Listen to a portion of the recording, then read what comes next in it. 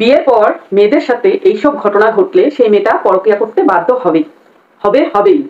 হ্যাঁ বন্ধুরা, আজকে আমি পরকীয়া বিষয় নিয়ে কিছু কথা বলবো। পরকীয়া বিষয়ে সবটাই তুলে ধরবো। তার আগে ইন্ট্রোটা দিয়ে নিই। হ্যালো বন্ধুরা, আসাম থেকে আমি মুনলা। তুমি সেই মম চ্যানেলে তোমাদের অনেক অনেক স্বাগত। আশা করছি তোমরা সকলে খুব ভালো আছো। তোমাদের ভালোবাসা আমিও খুব ভালো আছি। চলো ভিডিওতে প্রবেশ করা যাক। তার আগে বলে নি বন্ধুরা, ভিডিওটা নো স্কিপ করে দেখবে। যদি ভিডিওটা ভালো লেগে থাকে একটা লাইক আর একটা কমেন্ট। বন্ধুরা, বিয়ের পর একটা মেয়ের সাথে এইসব ঘটনা যদি ঘটে সে মেয়েটা তো পরকীয়া করবেই, তাই না? নাম্বার 1, উচ্ছে দিয়ে মাছ রান্না। এটা যদি হয় কোনো ফ্যামিলিতে, সেই ফ্যামিলির বউ পরকীয়া করবে, বুঝতে পারলে? নাম্বার 2, মানে দ্বিতীয়, মানে একদিন কোনো কারণবশত যদি বউ তার স্বামীকে কাছে আসতে না দেয় রাতে, সেই স্বামীটি টানা 1 বছর বউটাকে শাস্তি দিয়ে গেছে, মানে তাকে ছোঁয়নি, মানে সহবাসের কথা বলছি আমি। বুঝতে পারছো বন্ধুরা? টানা 1 বছর। ভাবতে পারছো কি কি এলিগেশন লাগানো হয়েছে? সেগুলি বলে নি, কে লাগিয়েছে সেটাও বলবো। চলো নাম্বার 3, তৃতীয় এলিগেশন হচ্ছে কথায় কথায় খাওয়ার খোটা। বোঝা গেল? চতুর্থ এলিগেশনটা হচ্ছে গাছের অনেক ধরনের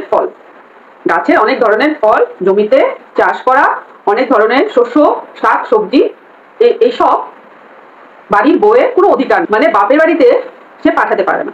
এইসব এলিগেশন দেওয়া হলো, বলা হলো। কে বললো? আমাদের ওয়াইটির দালাল দিদি।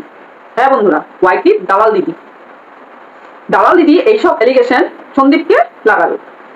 5টা বছর গামলা এই সব কিছু ওকে সহ্য করতে হয়েছে। বুঝতে পারছো তোমরা? হ্যাঁ বন্ধুরা, গামলাকে অনেক অত্যাচার সহ্য করতে হয়েছে, সেই কারণে গামলা পরকীয়াতে লিপ্ত হয়েছে। এখন বলি, এলিগেশন গুলা যে লাগানো হলো সেগুলি এখন বিশ্লেষণ করার পালা, তাই না কি বন্ধুরা? চলো, ফার্স্ট এলিগেশন, উচ্ছে দিয়ে মাছ রান্না। আচ্ছা বন্ধুরা, উচ্ছে দিয়ে মাছ রান্নাটা কি? এটা খুব বড় ব্যাপার, এটার জন্য পরকীয়া করতে হয়? ও মাই ডগ টাইপ কথা হয়ে গেল, তাই নাকি? আচ্ছা বন্ধুরা, তোমরা কি কেউ কোনোদিন উচ্ছে দিয়ে মাছ রান্না করে খাওনি? মানে শুক্তো করে খাওনি? খেয়েছো তো, তার জন্য কি পরকীয়া করতে হবে? একদমই না।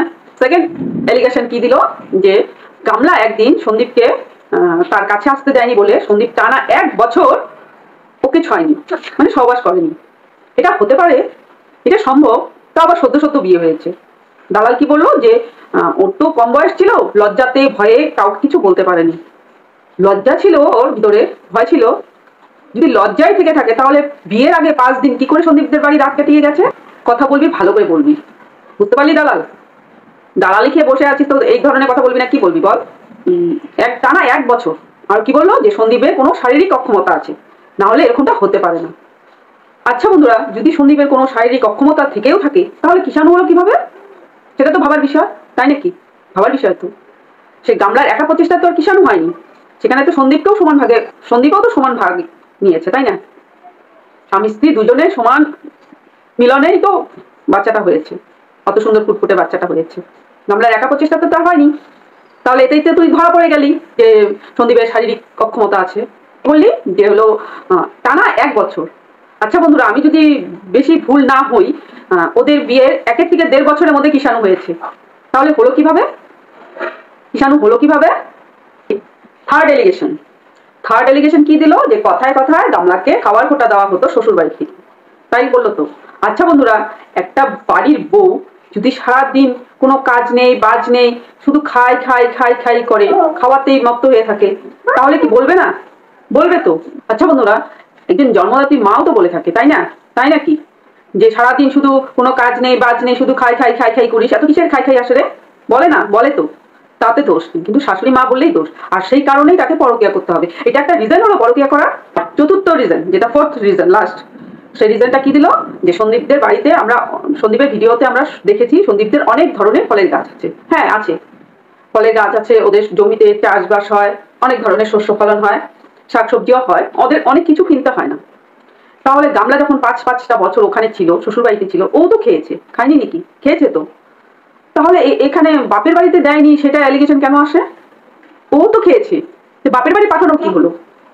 হ্যাঁ, শ্বশুর বাড়ি থেকে নিয়ে কেউ বাপের বাড়ি পাঠায় না তো, সেটা একটা এলিগেশন হলো। এই ধরনের টুকিটাকি প্রত্যেকটা সংসারে হয়ে থাকে। তাই বলে কি প্রত্যেকটা ফ্যামিলির বউরা পরকীয়া করতে চলে যাবে? হ্যাঁ বন্ধুরা, তোমরা একটু ভাবো কি সব এলিগেশন লাগানো হচ্ছে। গামলার দালাল মানে ছর্দি, সে বলল যে গামলা ভাবতেই পারেনি যে সে আর শ্বশুরবাড়িতে ফিরে আসতে পারবে না। আচ্ছা বন্ধুরা, গামলা যদি শ্বশুরবাড়িতে ফিরেই আসতো তাহলে সে অরিজিনাল ডকুমেন্টসগুলো নিল কেন?